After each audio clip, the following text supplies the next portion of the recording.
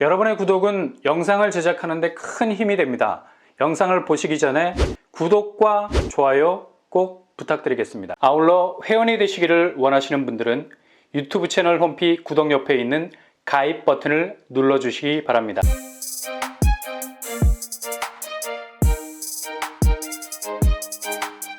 안녕하세요. 오바마라 한복독바입니다. 미국이 지금 난리가 났습니다. 어제 소식을 전해드린 대로 실리콘밸리 은행이 14시간 만에 파산하는, 이건 기염을 토한 게 아니라 거의 피를 토한 거나 다름이 없죠. 300조 원에 달하는 자산 규모를 가진 은행이 대대적인 예금 인출 사태를 막기 위해서 투자했던 국채 수익률이 쪼그라들면서 갑자기 자금 경색에 돌입, 지급 불능 상태가 되면서 은행이 셧다운됐기 때문입니다. 대부분 신생기업을 슬하에 거느리고 있는 정말 스타트업의 탯줄과도 같았던 어머니 뱃속과 비슷한 모태솔로가 아니라 모태소울과 같은 영혼의 동반자에 해당하는 쩐주 중의 쩐주였죠. 그렇게 스타트업 기업들의 든든한 자금줄 역할을 해왔었는데요. 그냥 무지막지한 파산을 당하고 말았습니다. 이렇게 은행의 지급 창구가 문을 닫게 되면 당연히 이 은행과 연관된 사업체는 그대로 돈줄이 말라버리는 자금난에 빠져서 그냥 앉은 채로 바짝바짝 말라버리는 고사 상태에 이르게 됩니다. 아무리 두드려도 은행 문만 열리지 않는 게 아니라 계좌까지도 열리게 되지 않게 되면서 엄청난 자금 경색을 불러올 수 있죠. 거의 스타트업과 관련된 은행과 기업이 연쇄적으로 도산할 수 있는 파산이 예상이 되었었는데, 오늘 미국 연방준비제도 산하 연방예금보험공사가 결정적인 성명을 발표를 했습니다. 바로 실리콘밸리에 예금된 고객의 돈은 보험 보증 한도에 전혀 관계없이 100% 보증해 주기로 손가락을 걸었습니다. 이거 결정적인 사건이죠. 남의 집 불난 거 구경하듯 쳐다보고만 있게 되면 그 불똥이 어디로? 오늘 전액 보증을 약속한 연방준비제도로. 그러니까 미국 중앙은행 쪽으로 튈 수밖에 없는 거죠. 300조 원 되는 메인 은행이 파산되는데 결정적인 직격탄이 된 게 바로 연준의 기준금리 인상이었다는 쓴소리들이 사방에서 날아오고 있기 때문입니다. 거의 공격적인 수준으로 올린 기준금리 영향으로 신생기업의 차입 비용이 커지면서 기업 자체의 돈줄이 말라버리는 상황까지 오게 됐으니까요. 사업이 제대로 돌아가지 않으니 사업에 때려 넣었던 자금 환수를 해야 될 거 아닙니까? 한편으로 그렇게 한없이 스타트업 기업에 돈을 몰아주던 은행도 막상 기업 실적이 안 좋으니까 환수해야 할 자금이 딸리기 시작하는 거고요. 이런 분위기를 감지한 예금주들이 대대적으로 예금 인출을 시도하자 이런 분위기에 부대끼다 못해서 KO가 되어버린 실리콘밸리 은행이 그만 넘어진 겁니다. 그러니 어찌 보면 이 사달의 주역은 미국 중앙은행으로 비난의 화살이 날아갈 것은 뻔하고요. 그래서 100% 예금 전액을 한도에 상관없이 보증해주겠다는 발표를 한 건데요. 이거 분위기가 이런 식으로 돌아가게 되면 3월 빅스텝, 그러니까 0.5% 기준금리 인상 쪽으로 기울었던 연준의 금리 인상 계획이 틀어질 가능성이 많다는 거죠. 그리고 우리나라 한국은행 역시도 기준금리 인상 카드를 4월에는 쓸 수밖에 없는 금리 역전폭이 걱정되기도 했는데, 미국 기준금리가 3월에 전격적으로 동결이 되어버리게 되면 한국은행도 4월에도 금리를 동결하게 될 가능성 아주 높아졌습니다. 그래서 금리 인상 압박에서 어느 정도 벗어나게 되지 않을까 예상해 볼 수 있겠는데요. 그러나 미국 은행이 파산하고 있는 마당에 아무리 예금 지급 보증이라는 방어벽을 급하게 쳤다 해도 일단 위험을 피하고 보자는 심리가 강해서 외국인 자금이 보다 더 안전자산 쪽으로 이동할 수 있는 여지가 있죠. 당연히 원화 약세 현상을 초래할 수도 있는 위험은 충분히 있습니다. 금리 동결이 모든 문제의 해답지는 아니란 얘기입니다. 지금 금리 동결, 부동산 규제 약발로 우리나라 부동산 시장이 살짝 반등의 조짐을 보이고 있습니다. 연일 서울에서 분양하는 곳들이 줄줄이 완판을 이어가는 분위기, 분양가를 직전 신축단지보다 더 올려도 주변 시세보다 조금이라도 저렴하면 약간 착시 현상을 일으키는 분양가이기도 한데, 이런 가격 벨트 라인을 물고만 있어도 여지없이 분양 완판이라는 깃발을 꽂고 있습니다. 그리고 매매 시장의 집값도 이게 궤적 자체가 축소와 확장이라는 이완을 계속해서 하고 있는 중입니다. 지지난주는 살짝 낙폭이 줄었다가도 지난주는 다시 0.07% 정도 낙폭을 확대했습니다.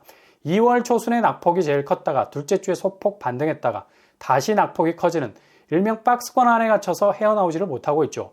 특히 일기 신도시 하락세가 굉장히 두드러지는데요. 재건축 기대감이 올랐다가 다시 수면 아래로 잠수를 타고 있는지라 일기 신도시 낙폭도 커지고 있는 상황입니다. 이건 부동산 심리를 아주 적나라하게 보여주는 거죠.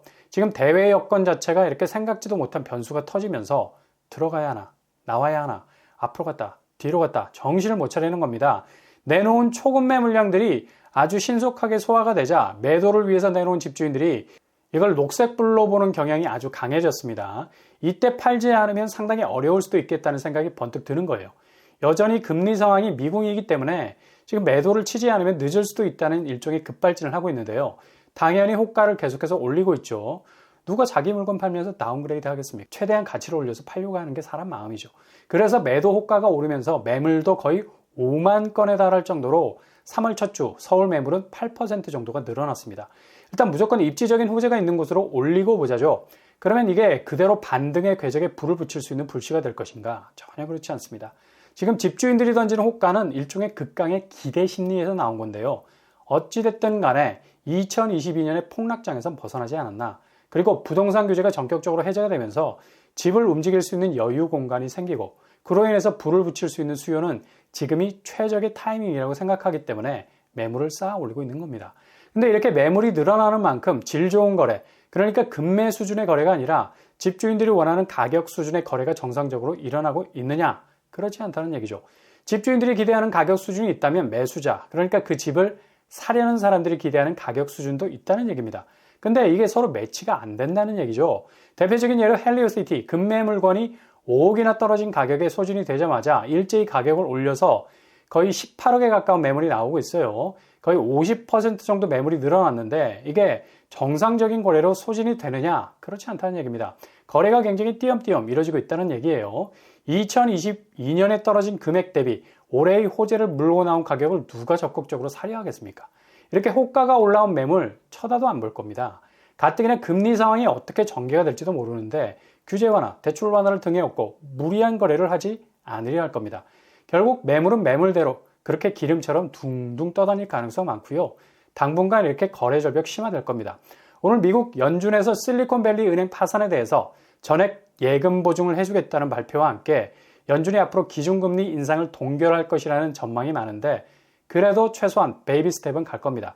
이렇게 화끈한 해결책을 보인 것은 결국 연준의 정책이 꼬이지 않게 하기 위한 선제 대응으로 봐야죠. 미국 금리 인상이 이런 사태로 막을 내릴 거다? 아니죠. 더욱더 내부적으로 단단하면서도 촘촘하게 가게 될 가능성이 높습니다.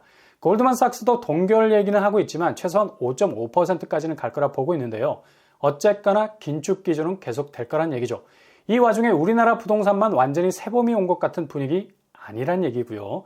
지금 서울 분양이 줄줄이 완판을 찍고 있는 일시적인 현상은 특정 단지의 가성비를 보고 판단한 케바케, 그때그때의 수요이기 때문에 이걸 전체로 보기에는 무리죠.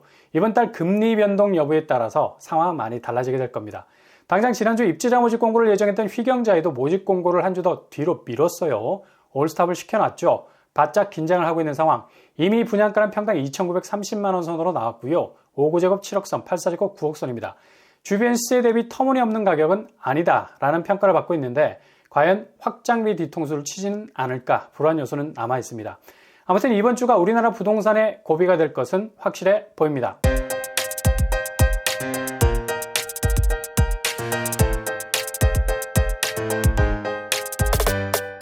오늘의 부동산 캐리커처, 오늘 12시에 나온 발표, 정말 요즘 줄줄이 완판을 기록하는 서울 분양의 운명을 결정할 수도 있는 분기점이 될 수가 있고요. 향후 연준의 방향이 어떤 쪽으로 갈지 다음 주 21일이 포인트가 되겠네요.